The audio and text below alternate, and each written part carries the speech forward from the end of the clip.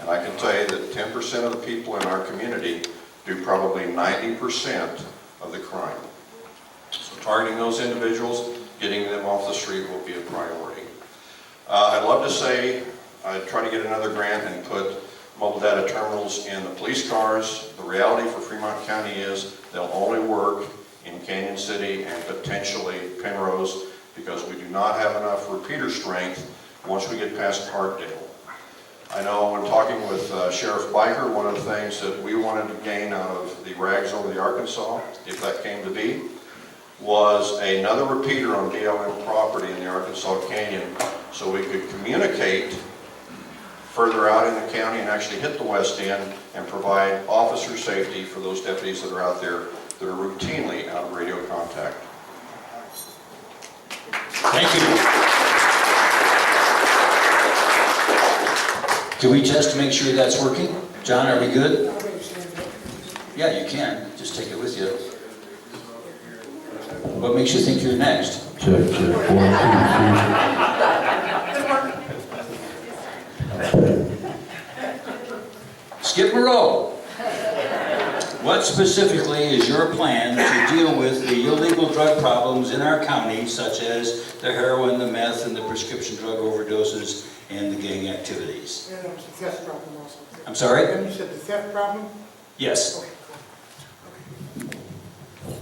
Well, I've got a lot of good ideas. I've been working with computers quite a bit, and I got an IT or TI guy. What we plan on doing is when you call for a deputy and something's, some of your items have been stolen, we're going to enter it into a computer immediately. Right now, we're behind the curve. It takes 2 weeks, maybe 3 weeks, till the pawn shop details to go around and check stolen items. By then, they're probably in the door and out the door and gone. Okay, so what we're going to do is when you report a theft, the officer is going to put it into the computer immediately. We're going to give you an access code with the case number, and you'll be able to see what's going on, how it's being handled, be able to communicate to the officer that worked your case. And if it shows up into the pawn shop or one of the retail stores that buy used merchandise, all they're going to have to do is go on the website, on our site, type it in, and when it shows up, all they'll have to do is push one key and stall the guy, and we're coming after him. And it's real quick. I don't know why we haven't done that before. We're behind the times on our computer stuff, and I plan to upgrade it and making it top notch. Now the drug problem, I can take care of that. I worked undercover narcotics and the theft.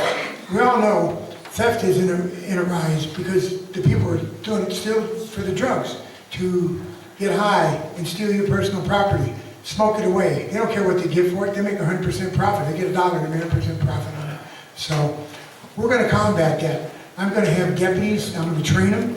I worked undercover narcotics. I'm going to get the FBI in for some seminars. I'm going to get them in seminars, and we're going to basically take this drug problem down one at a time. I'm not calling ICE in to come in here for 8 days or 8 months and supervise and work their little undercover sting, because look at the amount of people in our young generation that's going to be affected by that for the 8 months they're investigating. We're going to kick butt and take names. Thank you.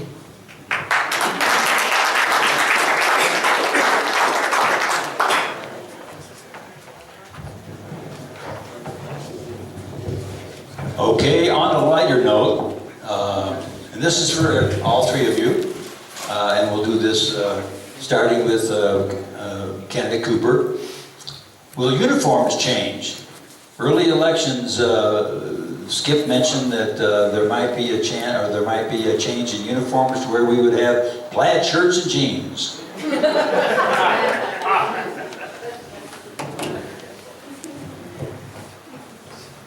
Potentially, but there won't be plaid shirts and jeans.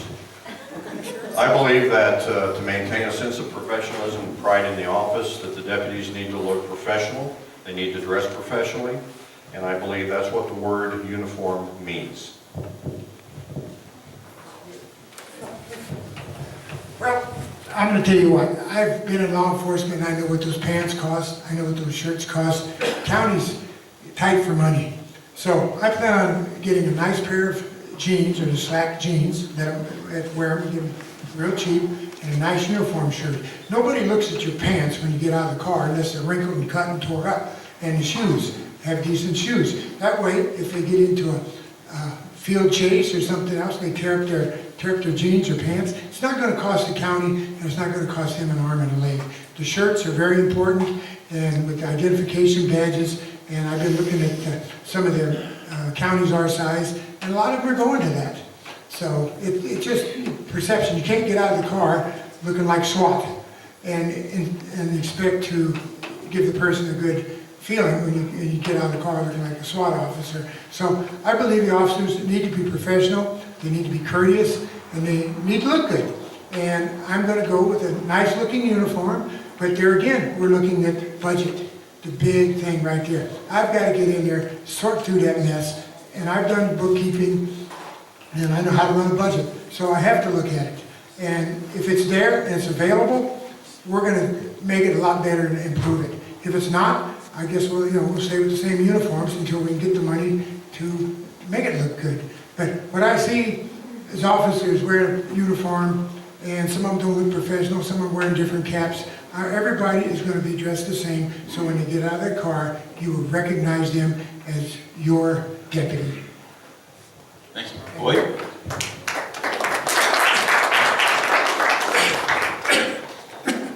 I agree. I think every deputy should be professional, look professional. I think that what we need to do is pull all our deputies in. I think we need to separate the uniforms from the detention center to the patrol. That should be complete separate uniforms. I think that for the patrol, you set them down and you ask them, say, hey, what would you like to see in your uniform? Do you want to stay the same? Do you want to, let them have a say-so in it also. Make them a part of your team, and they'll I think, like that better. They'll respect you more. Then you make the final decision and go from there. But at least give them a voice. But right now, I would say you probably stay with the uniforms, as Ellen said, and that way you look professional, you are professional. But let's give the deputies a shot to talk about it too. Give us our opinion, their opinion. So, thank you. Thank you, Boyd. Pass the microphone back on to Al. This is another question for all of you. What are your hopes for salaries and the budget for the Sheriff's Department under your administration, if it would be? It will be a goal of mine to increase that, but I can tell you right now that it's not in the sheriff's hands to do that. That's going to require a lot of work. I've done that work with the city, and it took us about 9 years to get to the 50th percentile for our officers. The sheriff's office is below that, and I'd like to get them at least to the 50th percentile, but that's going to be a decision that's ultimately in the hands of the county commissioners and you, the voters. But I think the reality is you have to trust your deputies and your administration and your sheriff's office before you put the kind of trust in them that's going to allow you to make that decision, because it is a hard decision to make when you start voting people in and out of office because of their beliefs. Skip? I've had the opportunity, I'm going through the budget, I've had a business for 27 years, and I'm going through that budget line item by line item, and some of it doesn't make any sense to me. Okay, but here's the one thing I do know for sure. If we don't get this sheriff's department and citizens in this county, the law enforcement that they demand, I'll be darned, I'm going to ask for another 1% increase. They'll hang me up by my heels and tar and feather me. So I feel we need to approach that issue. I'd like to give them raises, and that's going to be my main concern. But I want professionalism, and I want the job done as well as you do. When you're sitting out there, you want a professional police officer, handles your case, and follows up on it. You're not going to vote. I don't think any of you out there will vote for 1% increase right now the way it is. My objective is to go in there, go through everything, go to the county commissioners and say, look, I see a lot of waste. And I say, look, if I can trim it down and make it to we can get these raises, will you give it to me? Now, there's going to be another catch to that. I probably what I'm going to have to do is tell the deputies, okay, you'll get a raise at this point, but when it comes to 8 years, you may not be able to keep it if we don't do the job the citizens of this community expect. Thank you.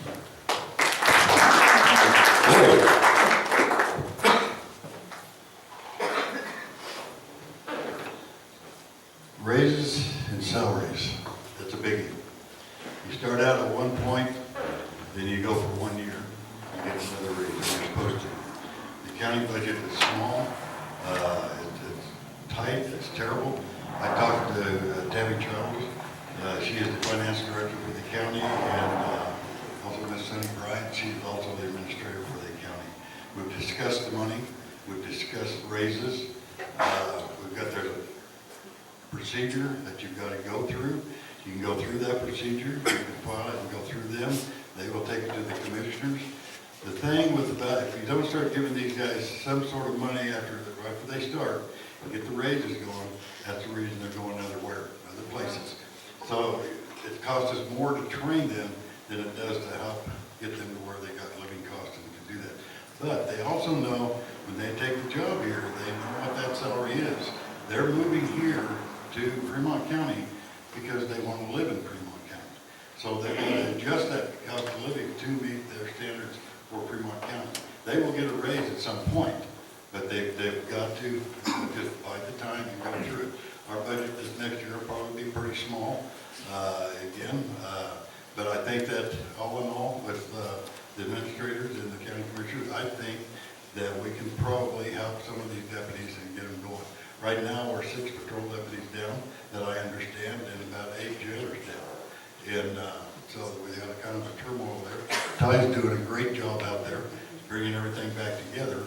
But the money-wise and raises, we've got to look at and try to support our deputies to keep them here. It'll save us money in the long run. Thank you.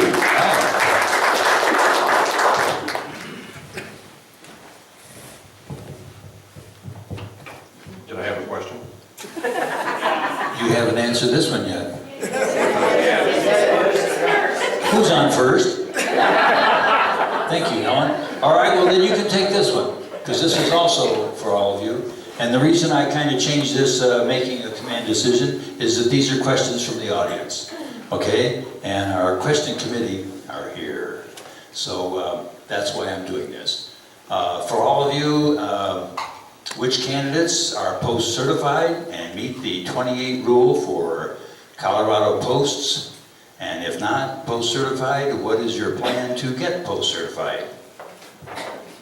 I'm currently post-certified. I just completed 8 hours of training today with the FBI at the national conference, or excuse me, the state conference in Fort Collins. I'm going to go back up there this evening, finish up another 8 hours tomorrow, and that should put me at my recommended, I should be over my time then for this year for the post-28 rule. Okay, thank you. Skip. Well, I am not post-certified, but I'm Colorado Law Enforcement Training Academy certified, but it is expired. But the problem that I've run into, I've been trying to get into a post-certification class ever since I started the sheriff's run. Well, they won't take me for the simple reason that I have to be endorsed by a department that's going to put me to work. Well, when I make sheriff, as soon as I get elected, I'm going to go to a couple of the post-certification courses that I've been talking to, and it's not a problem then, because I will have an endorsement from the county commissioner saying I'm the sheriff, and they would go to post-certification. I think it's what, about 3 months?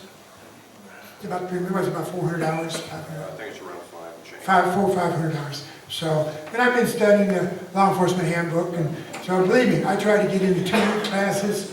I've tried to get, I've been fighting this battle, but you know what? I don't give up, and it's a small battle as far as I'm concerned, because once I'm elected as your sheriff, and you're my boss, I'll get in there and get it done. Because there are laws that need change, that have changed, and different aspects of search and seizure and stuff, so need to be brought up to date, and I don't have a problem with that. I'm an EMT, and I go to class, and I keep my EMT certification up, and things change all the time, and I'm sure they will with this law enforcement. Thank you, Skip. Boy.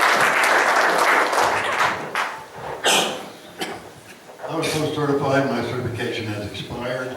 I did talk to CLEDA. I was getting ready to go through CLEDA, and before I ran, and they advised me that I might want to wait until after the election, see if I actually won the election. If I did, then I would go through CLEDA. I am scheduled to go through a mini CLEDA in December of this year already.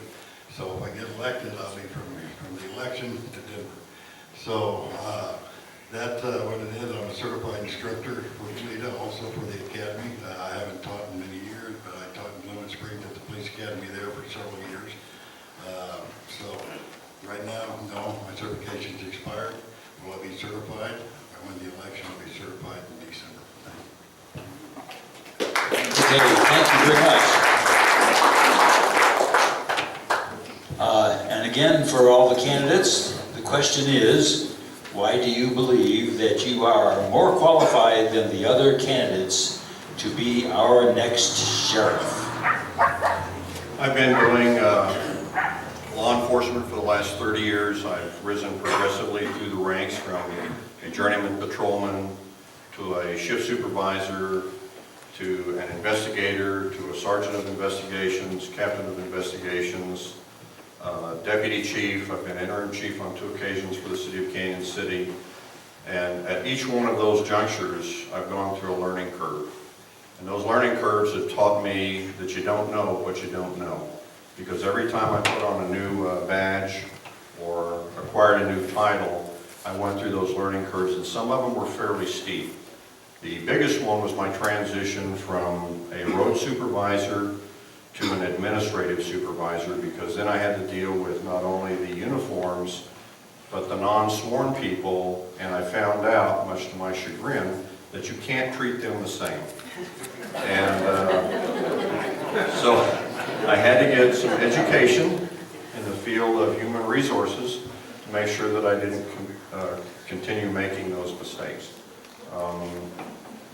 I think I did fairly well because I haven't had a lawsuit filed against me, and I haven't been called on the carpet, and I don't have any recent letters of reprimand.